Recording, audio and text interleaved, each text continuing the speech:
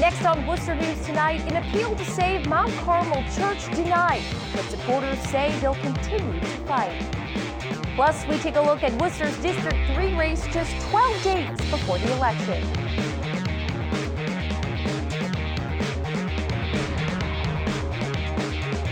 Good evening and thanks for joining us. I'm Anna Botari. Oxford police responding to a serious accident on Sutton Avenue tonight. The accident involving two cars with entrapment, causing heavy damage to both of the vehicles, as you can see in these photos. Not much information has been released yet, but what we do know is a portion of the road was shut down tonight. According to police, it's now back open. Well, we continue our look into the Worcester's 2017 municipal election. Tonight, we have a look at District 3, featuring incumbent George Russell and newcomer David Asari. Our Cam Jandro caught up with both candidates and has the story. As 25-year-old Davis Asari prepares for his first election, incumbent George Russell is seeking his fourth term as District 3 City Councilor. Asari has priorities for the district, while Russell is looking to continue his work.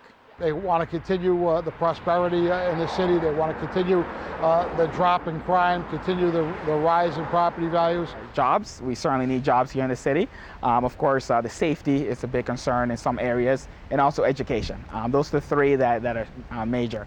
While the veteran city councilor and first-timer may seem completely different, both have similar thoughts surrounding the city's residential and commercial tax rates.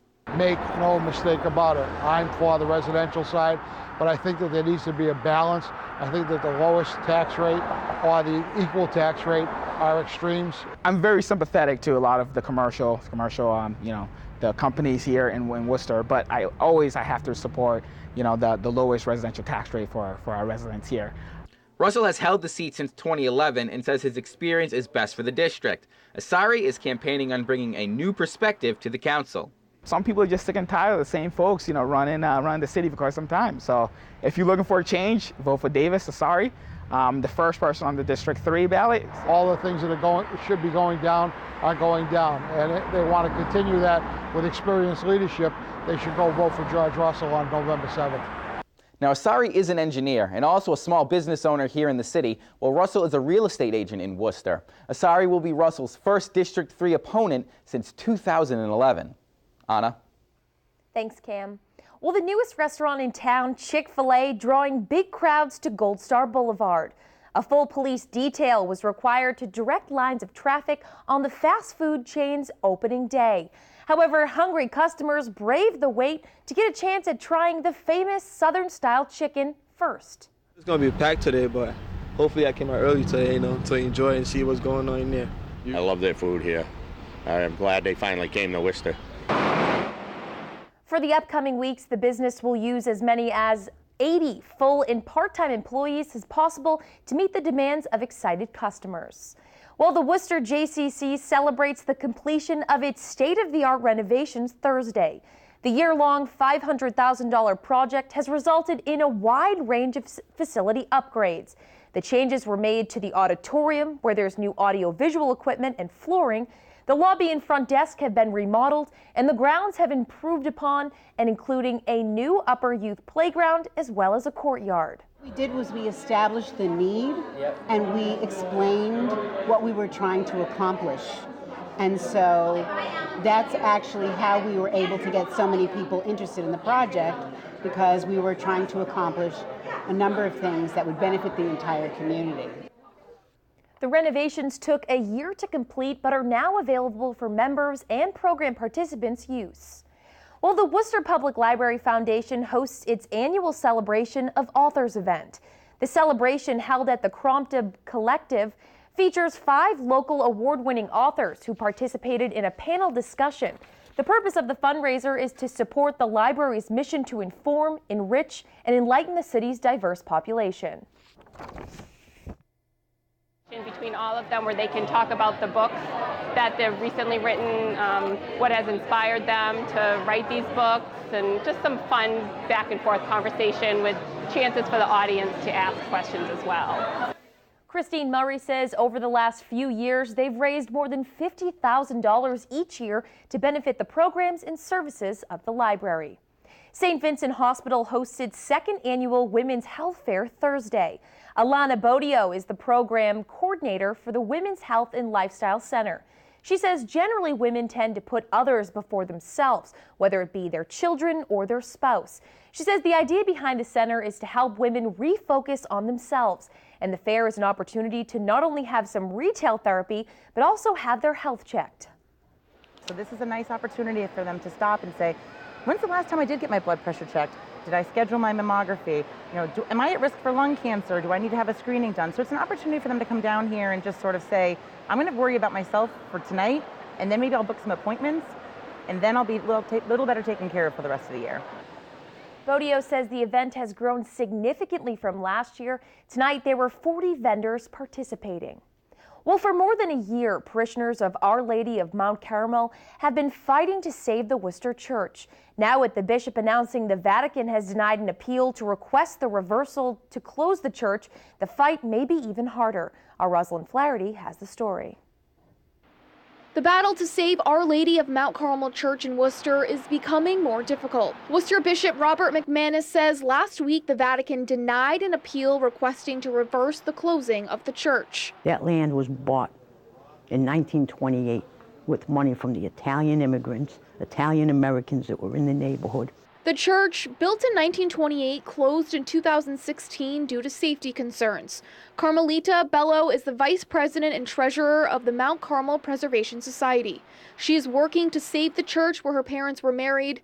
Bello says it holds a special place in her heart. My life, since an early age, was my family, my church, my community. In a statement, Bishop McManus is decreeing that the property on Mulberry Street be used for non-religious activity as long as it doesn't go against the Catholic Church. Bello says her group is not going down without a fight and will send another appeal. Unfortunately, every time along the way, I believe we were never met with good faith. Even if the final appeal is denied, Bello would still like to see it as a shrine or used for historical purposes. Once that church goes, that Italian flavor on the east side of Worcester will be diminished. Bello says it would be a heartbreaking situation for the Italian community if the church is ultimately demolished. We need to keep it as a historical memento of the Italian community in Worcester. We need to have the ability to work with the bishop because he's the one who will authorize it as a shrine. Rosalind Flaherty, Worcester News Tonight. Heavy rainfall over the past few days causing difficult driving conditions across central Massachusetts. Thursday, a substantial amount of rain fell during the morning commute, causing flooding and delays. Our Brittany Schaefer has more.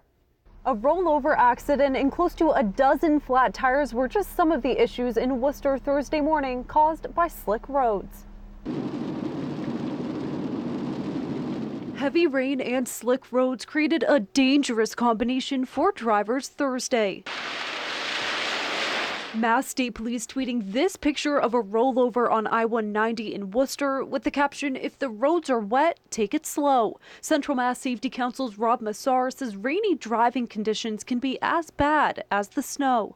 Wet roads are definitely more of a challenge than dry roads. It takes you a longer time to stop, and it definitely compromises your control of the car. AAA responded to several flat tire incidents on I-290 in Worcester this morning. Around exit 16, there was a major pothole in the high-speed lane. Did about 10 flat tire pulls in that area. The rain affects it because you can't see it until you hit it because it fills with water. AAA roadside technician Michael Mullane says it has been busier the past few days with the rain, but the conditions today were the worst yet. With the rain earlier today, the visibility on the highway mostly was, you couldn't really see until you're right on top of somebody. Massar says any high speeds on a day like today can cause hydroplaning, especially with worn tires. Around 35 miles an hour, there's enough speed where if there isn't enough tread on the tire, it can actually lift the tires of the car up off of the ground so that the tires are no longer in touch with the pavement.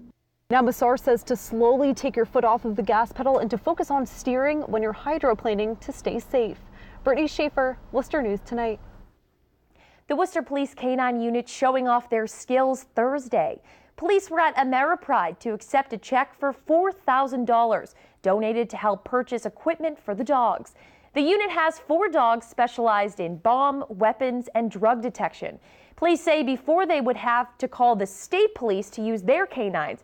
Now there's a dog on every shift. Not the environmental stress that the dog will go under a real. Great tool for us. It's just another tool that we have in our tool belt. You know, we have 4 now. We'd love to get a couple more canines out there, but the 4 that we have allows us to have a canine on duty 24 hours a day.